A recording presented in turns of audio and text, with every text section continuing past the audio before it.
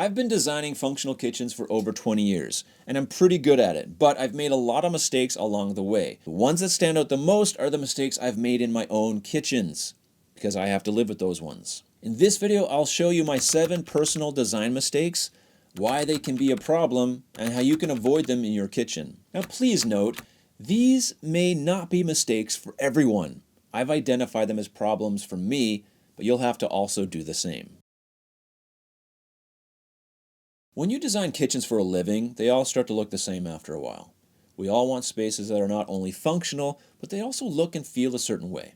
And I'm no different. The way to do that back in the early 2000s was to add vertical lift doors to key areas of your kitchen. This was an easy way to add a little variety to the standard 2-door cabinet system. Plus, it was something you could do with stock cabinets, which I thought was cool for those who were on a budget but wanted an updated or trendy look. But what if you open a vertical lift door and realize you can't close it without getting on a chair or a stool? And this is what exactly happened to me because I decided to put vertical lift doors above my fridge. This is a very cool look, having one big door above the fridge instead of 2. But comes at a cost. The open door sits at about 8 feet in the air, and it was a nightmare to close, especially for my 5'4" wife.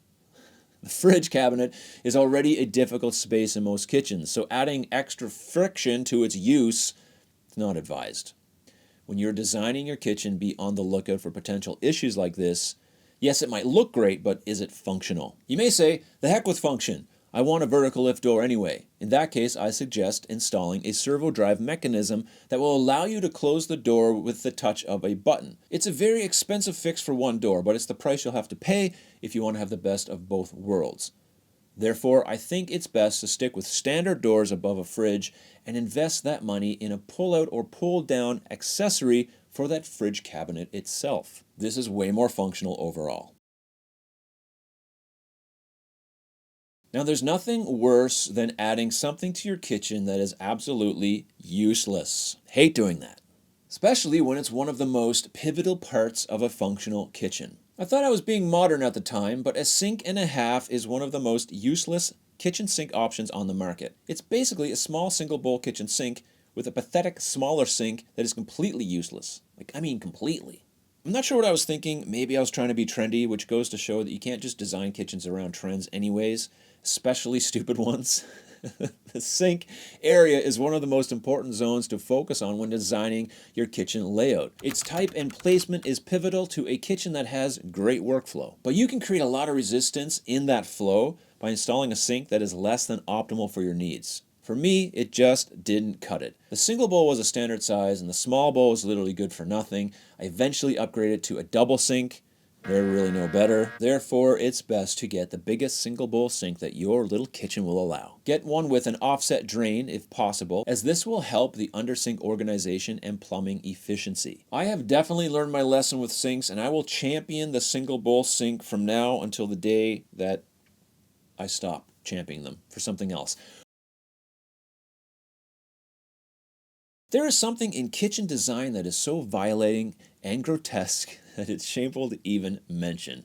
The mere thought of this sends shivers down my spine. Yet I have personally done this in my own kitchen twice, and I'm not proud of it. But the OTR served a very good purpose at the time. Both kitchens were on the small to medium size, and counter space was at a premium. Using one for that reason seemed like an okay trade-off.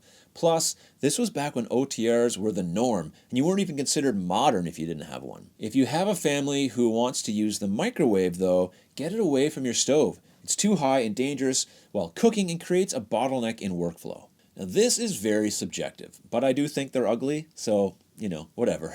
But your kitchen might not be small, or there doesn't seem to be any other spot for a microwave, and that's fine. It's a balancing act, and if putting the microwave above your range is the only option, then by all means go for it. Or if you just happen to like it, to each his own. But if you can find a way to get a microwave at waist level or even slightly above that, then go for that option. In fact, countertop microwaves are not the end of the world when designed for. It's an intentional placement choice that is the most usable for everyone in the home. And just keep it away from the busiest work zone in your kitchen. Now, while on the topic of microwaves, in my most recent kitchen, I opted for a base cabinet microwave. because there was no way I was going with an OTR. It has an oven door for convenience, but it takes up a 30-inch wide cabinet, and I hate it. The location isn't great, although better than over the range, but I don't like bending over and reaching into a microwave. That's why ovens have pull-out racks. Plus, it takes up a ton of space, which could be used for storage. The stupid thing broke. A brand new microwave was like $2,700, gone. After like 3 years. What the heck? So for the last 5 months, we haven't even had a microwave. There's no way I want to replace that thing. It's massive. Plus, I didn't like its placement anyway. And the cool thing is we haven't even missed it at all. We hardly even use the microwave. I went and bought some IKEA pullouts to put in that space to kind of reclaim the storage that I lost. No more microwave. Instead, I bought an air fryer, which happens to work great. And it sits on the countertop. But it looks pretty. So hey, it's all good. But this brings up a very important point about appliance placements, not only the microwave. When you are planning your layout, be sure to go beyond the floor plan view and look at elevations. This is what an elevation view looks like. It's a 2D scale drawing of a section of your kitchen. And while 3D renderings are excellent to get a sense of the look and feel of a kitchen, an elevation helps you determine the finer details, in particular the placement and height of appliances such as a microwave. Be sure to request elevation views from your designer so that you can review these details. A common thing in kitchen design is to use every cubic inch of available space. It's the only room in the house that we concern ourselves with this needless task. Come on, think about it. You don't prioritize your mudroom the same way, or even your bathroom. But the kitchen is where we are spending multiple thousands of dollars on cabinets, and we want to get our money's worth. So I get it. So we agonize over every single inch. Meanwhile, I'm telling people to block off their corner cabinets and move on.